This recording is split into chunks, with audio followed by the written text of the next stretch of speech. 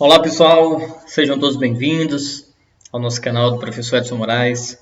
Vamos hoje começar nosso estudo sobre termologia, mais propriamente voltado aos alunos do ensino médio, em especial o segundo ano, tá bom? Vamos discutir sobre conceitos, aplicações da temperatura, do calor, enfim. Sejam todos bem-vindos, tá? Para você ainda que não é inscrito no nosso canal, aproveita, se inscreve aí e ativa o sininho para você receber em primeira mão as novidades. Vamos embora! Pega aqui nossa canetinha laser para facilitar a nossa visualização, tá? Então, termometria. Dentro da termologia, é aquela parte da física que vai se preocupar em estudar os efeitos, os conceitos e as aplicações sobre temperatura, em especial suas medições. Sim, temperatura pode ser verificada, pode ser aferida, né? Não pode ser tirada, porque se tirar a pessoa morre, né? Lógico. Então, é a parte da física térmica, também conhecida como termologia, que vai investigar todos esses fenômenos que estão relacionados à energia térmica, tá bom? Então, dentre eles, a gente pode citar inúmeros fenômenos também, como a dilatação e a contração dos corpos, como o aquecimento e o resfriamento destes, a mudança de estado físico da matéria, enfim. Então, é um conteúdo de extrema importância para o ensino médio, em especial para a física clássica, tá bom? Bom, temperatura. Vamos discutir inicialmente seus conceitos, né? O que você acha que é temperatura? Temperatura nada mais é do que o grau de agitação das partículas que compõem o corpo.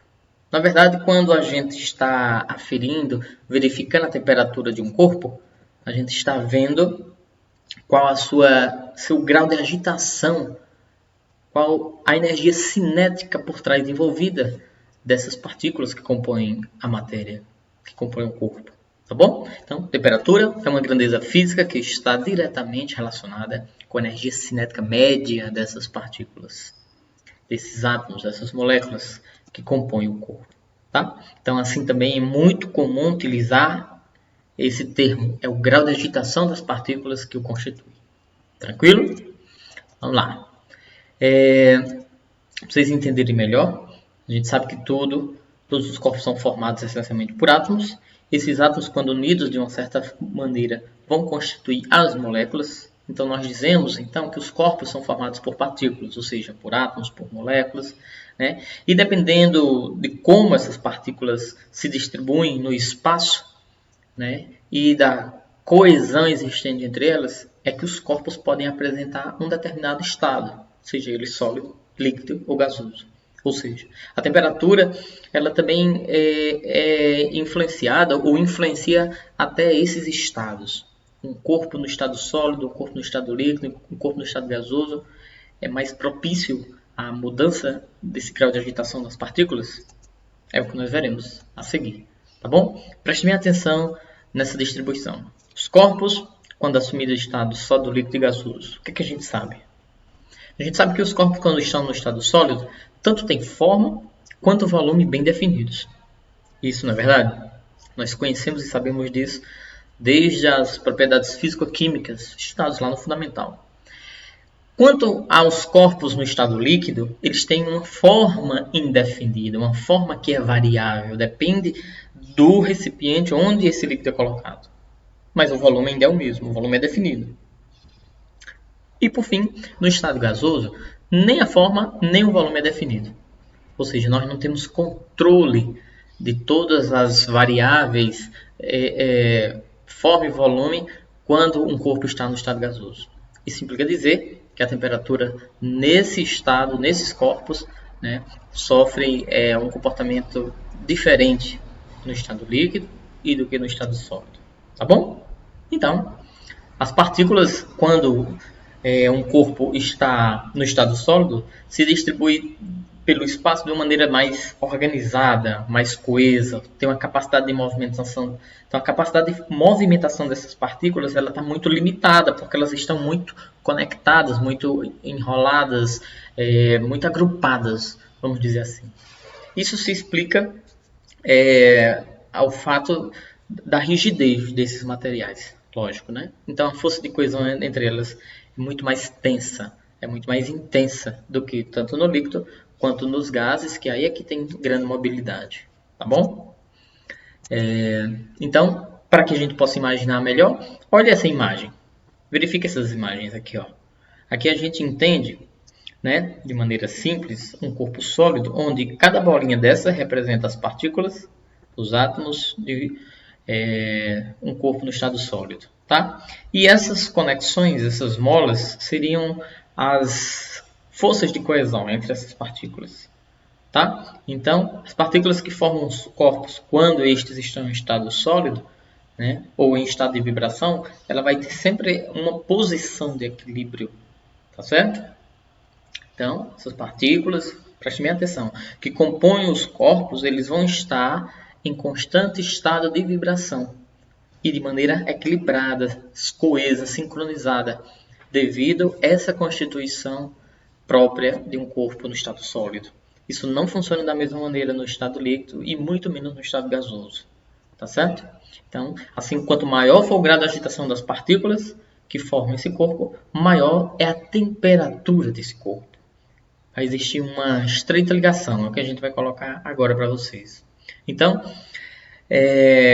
para a gente verificar assim, de maneira até prática, né, a aferição dessas temperaturas, a gente usa alguns equipamentos. Esses dispositivos, né, que a gente usa para medir essas temperaturas dos corpos, dá-se o nome de termômetro. Na verdade, a gente está medindo, né, o grau de agitação das partículas dos corpos, que, consequentemente, isso é diretamente ligado ao grau de temperatura, da energia cinética média desses corpos. Tá bom? Tudo bem? Então, essas grandezas também elas são influenciadas, aliás, esse grau de agitação das partículas também é influenciado pelas seguintes medidas: a pressão de um corpo, quando o volume é mantido constante, o volume de um corpo, quando agora a pressão é constante. A gente cita um bom exemplo do dia a dia, né, que influencia as nossas temperaturas, é a pressão atmosférica, né? A altura da coluna de um líquido, quando este está dentro de um tubo de ensaio, um tubo de vidro, a exemplo do termômetro clínico. Bom, e aí vai, tá bom? Então, vamos falar do clássico termômetro de tubo de vidro. Vamos discutir algumas peculiaridades sobre ele, alguns elementos que são importantes. Preste bem atenção. Então, aqui a gente tem o tubo de vidro, tá? O vidro que é utilizado aqui como um meio isolante, né, para o fenômeno que ocorre aqui dentro, que nós sabemos que é a dilatação, né, não ser influenciado pela temperatura externa diretamente. Porque o único contato que isso deve ter é com o corpo no qual a gente quer medir, com um líquido, enfim, mas através aqui, ó, do bulbo, tá bom? Então, aqui dentro a gente tem um vidrozinho capilar finíssimo, né, que é onde vai fluir, onde vai se dilatar o líquido. Esse líquido nós já sabemos que é o mercúrio, né, o único metal que é líquido, pode sofrer essa dilatação, tá bom? E aqui, como eu falei, é o bulbo, um reservatóriozinho de líquido e que externamente ele é metálico, ainda mais para facilitar essa troca de calor, né, quando entra em equilíbrio com o corpo no qual a gente quer medir sua temperatura, tá bom? Então, preste bem atenção como isso funciona. Se a temperatura desse bulbo variar, a temperatura do líquido também vai variar, né? Isso variando, o volume dele parece aumentar. O volume do líquido, então, vai aumentar. Tá? O líquido vai subir ou descer nesse vasozinho capilar. Ou seja, esse comprimento aqui, ele é medido, né? Todo termômetro clínico ele tem uma medida que vai de 35 a 42, né? Que é o limite mínimo para a hipotermia e o máximo para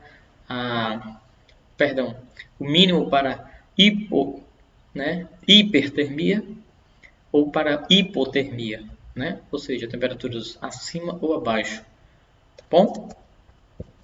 Olha aí outros tipos de termômetros, talvez não tão comuns no nosso dia a dia, a não ser esse que se tornou comum depois, né, de seu uso, sua aplicação e sua obrigatoriedade em vários estabelecimentos, né, que mede a certa distância, né, a temperatura corporal, né, por sensores eletromagnéticos, tá? O que talvez hoje tenha se tornado mais comum, o termômetro digital, tá bom? Os termômetros industriais para frios, para carne, por exemplo, carne frigoríficas, né? são esses que se utilizam, e os termômetros industriais, né, para outras aplicações, né, da siderurgia, da metalúrgica, enfim. Vamos em frente. Ainda falando sobre o termômetro do tubo de vidro, que consequentemente vai desencadear as escalas termométricas, o que está por trás é a altura do líquido, a altura da coluna, que ali para nós será o que vai corresponder à temperatura, tá bom? A ser aferida. Ou seja, é a grandeza termométrica como objeto de estudo do termômetro, enfim, da termometria. Tá certo? Então, o resultado daquilo vai gerar para a gente uma função matemática de primeiro grau, que relaciona cada valor da grandeza com um valor de temperatura. Para você ter ideia como isso vai funcionar, a gente vai comparar, a gente vai associar uma altura, uma medida métrica dessa altura, com uma temperatura que seja correspondente. Como isso funcionará, Edson? Preste bem atenção nesse esquema. Aqui nós temos três situações, ou seja, três termômetros quando submetidos à variação de temperatura, e essa variação representada pela dilatação ou não desse líquido. Temperatura bem pequena, temperatura bem mais elevada, temperatura intermediária. Todas elas estão associadas a uma medida, ou seja, está associada a uma medição, a uma acurácia, como a gente chama, tá bom?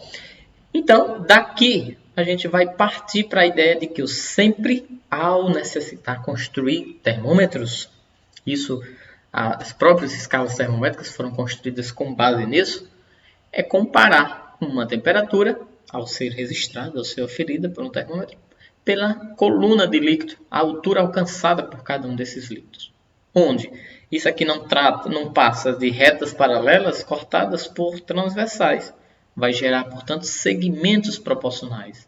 Essa diferença, esse segmento é proporcional a esse segmento.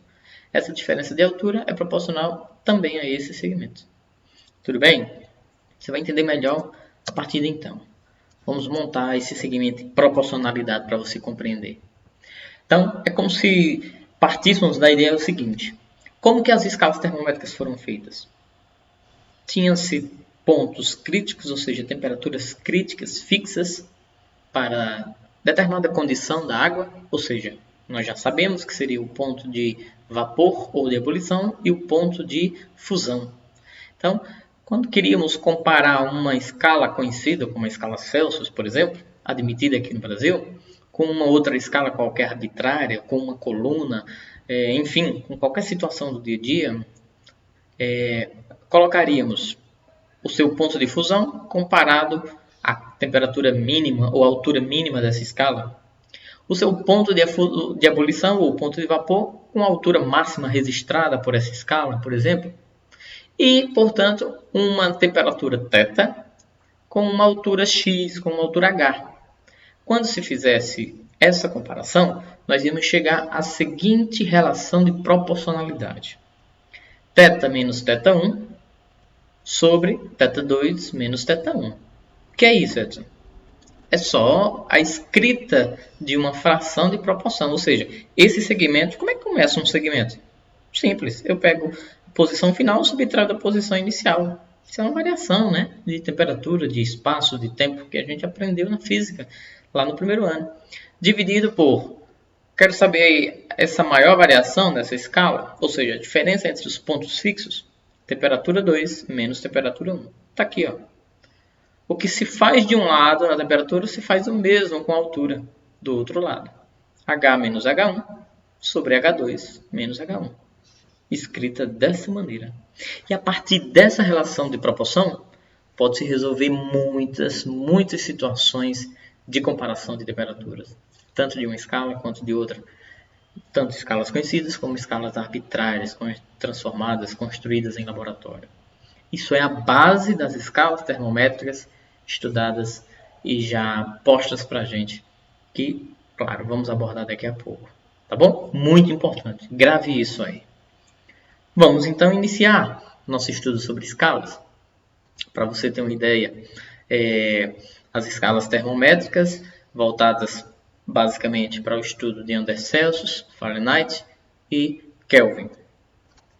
Bom, Como a gente já falou, a calibração dos termômetros é feita a partir de dois estados térmicos bem definidos, que são os pontos críticos, os pontos fixos, né? O ponto de gelo ou ponto de fusão da água é o primeiro, e o ponto no qual a água ferve. Claro, isso em condições de pressão normal, de 1 atm, né? Então, a pressão, o ponto de vapor, que seria esse nosso segundo ponto fixo. É sempre feita essa comparação para qualquer escala com esses dois pontos. Tá? Isso não quer dizer que essas escalas não tenham valores abaixo desses pontos ou acima deles. É apenas valores fixos para servir de base para a conversão entre elas. Por exemplo, na escala Celsius, o ponto de gelo é 0, o ponto de fusão é 100. Na escala de Daniel, Gabriel, Fahrenheit, o ponto de gelo é 32 e o de Fahrenheit é 212. Então, quando quisermos converter uma temperatura em Celsius para uma temperatura em Fahrenheit, faremos o quê? Lembra da relação de proporção? Faremos θc menos 0 sobre 100 menos 0, igual a θf menos 32 sobre 212 menos 32. Tá certo? É o que nós vamos colocar agora. Viu? θc menos 0 sobre 100 menos 0. Coloca no primeiro membro. No segundo membro faz a mesma coisa. θf menos 32 sobre 212 menos 32. Percebe-se que 100 menos 0 vai dar 100 e 212 menos 32 vai dar 180. E que 100 e 180 são múltiplos de 20. Se nós dividirmos todos os dois por 20, aqui embaixo vai resultar um denominador 5 e aqui embaixo vai resultar um denominador 9. Portanto, essa é a equação comum que muitos alunos do ensino médio conhecem para converter uma temperatura de Celsius para Fahrenheit. Tudo bem, pessoal? Compreendido?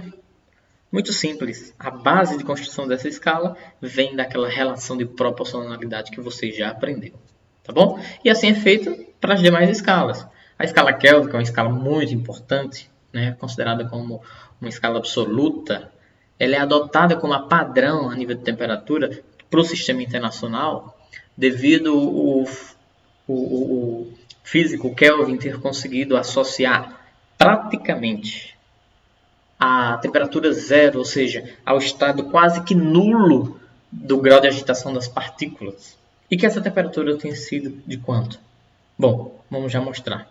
Então, essa escala Kelvin, criada por Lord Kelvin, é a escala absoluta usada pelo SI. Tá? Então, o que foi que ele fez? A partir de alguns experimentos, ele conseguiu perceber, claro, com volume constante, né? Percebeu que se resfriasse um gás a partir de 0 graus Celsius, sua pressão ia diminuir em 1 sobre 273 da pressão inicial, para cada 1 grau de resfriamento. Edson, pelo amor de Deus, o que foi que ele fez, hein? Ele conseguiu perceber a grande flexibilidade do líquido quando, claro, a volume constante, quando a temperatura era 0 graus Celsius. Tá? Isso ele conseguiu registrar na sua temperatura como uma medida escalar, não como grau. Por isso que a escala Kelvin não tem a bolinha de grau. O nosso 0 graus Celsius, para ele, seria o 273 kelvins. Tá certo? Para que você possa entender, ele conseguiu extrapolar inúmeros resultados. E ele conseguiu que a pressão do gás se anularia quando a temperatura atingisse menos 273 graus Celsius. Isso quer dizer o quê? Que para ele, o 0 Kelvin, ou seja, o estado de agitação das partículas praticamente zeravam, deixavam de vibrar quando a temperatura chegasse a menos 273 graus Celsius. O que para ele seria 0 Kelvin. Tudo bem? Então, diante disso, a construção da escala de Kelvin se dá da seguinte maneira, claro, comparada à nossa. A nossa vai de 0 a 100, para pontos fixos, claro. A dele vai de 273 a 373. Perceba que ele tem uma nomenclatura diferente, não é θ Kelvin. É apenas uma temperatura Kelvin, tá? Temperatura escalar. Portanto, se fizermos aquela relação de proporcionalidade, né, nós vamos chegar a isso aqui. θc menos 0 sobre 100 menos 0. Igual a T menos 273 sobre 373 menos 273. Isso implica dizer que esses denominadores são iguais. Quando esses denominadores são iguais, eu posso cancelar. E simplesmente a equação que converte Celsius em Kelvin se transforma e se resume dessa seguinte maneira. Quer saber quanto que vale uma temperatura em Kelvin? Basta pegar a nossa temperatura em Celsius e adicionar 273. Tá certo, pessoal? Tudo bem? Pois muito bem. Aqui existe uma relação entre Kelvin e Fahrenheit. Vou deixar como atividade para vocês. Está aí, ó. Será que vocês conseguem montar a equação? Vou passar rapidamente, viu? Só para você tirar sua dúvida quando você concluir esse desafio. Então tá aí. Tá bom? Passando. Vamos falar de algumas curiosidades para a gente encerrar a nossa aula, tá? Como a gente havia falado, acima de 41 graus, nós já temos uma hipertermia, uma temperatura elevadíssima. Tá? Uma pessoa é considerada febre alta quando ela está de 39,5 a 41, próximo da convulsão. Tá? Uma pessoa está em estado febril de 37,5 a 39,5. A pessoa tende a ter sua temperatura normal quando essa temperatura pode variar de 36 até 37,5. E pode, Edson? Pode. Isso depende muito da anatomia do corpo, da idade da pessoa. Para você ter uma ideia, uma criança pode, um bebê pode chegar a 37, 37,5, que ela ainda não é considerada febre. Para as pessoas de mais idade, essa temperatura tende a diminuir. Tá certo? E abaixo de 35 graus, a gente tem a famosa hipotermia. A pessoa que está se submetendo a baixas temperaturas e não está conseguindo controlar a sua temperatura corporal. Isso porque nós somos o quê? Seres homeotérmicos. Nós temos essa tendência de controlarmos. Tá bom? Mas quando exposto a baixíssimas temperaturas, a gente perde muito para o ambiente. Tá aí o que eu estava acabando de falar. Seres homeotérmicos, ou seja, seres que controlam sua temperatura internamente. Né? São as aves e os mamíferos. Agora, os seres poiquilotérmicos, ou seja, que conseguem controlar a sua temperatura dado o meio externo, seriam os peixes, os répteis, os anfíbios. Está aí o exemplo, né, da cobra, de tantos outros, né, que conseguem controlar a sua temperatura e viver em situações muito hostis. Tá? Por fim, nossas últimas curiosidades. Aqui nós temos o quê? Um esquimó. As pessoas que vivem, né, em situações de temperatura muito baixa. O cara está aí entrando na sua iglu, casas feitas de gelo, utiliza-se o gelo como isolante térmico, né, nessas regiões, muito curioso isso, né? E nesse formato oca, é o formato comum que cada pessoa, cada indivíduo, cada ser faz quando está sentindo frio.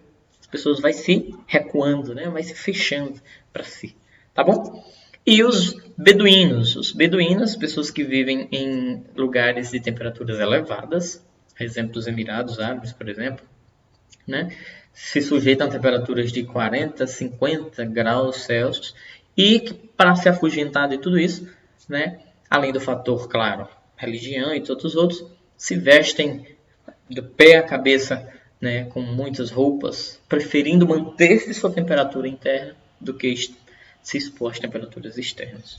Tudo bem, pessoal? Muito obrigado pela sua paciência e sua audiência. Esse é o nosso material, o nosso volume 2 da nossa apostila voltada só para questões. Essa é uma boa oportunidade de você ir ver o que você aprendeu sobre termometria. Até agora, claro. Muito obrigado e até mais.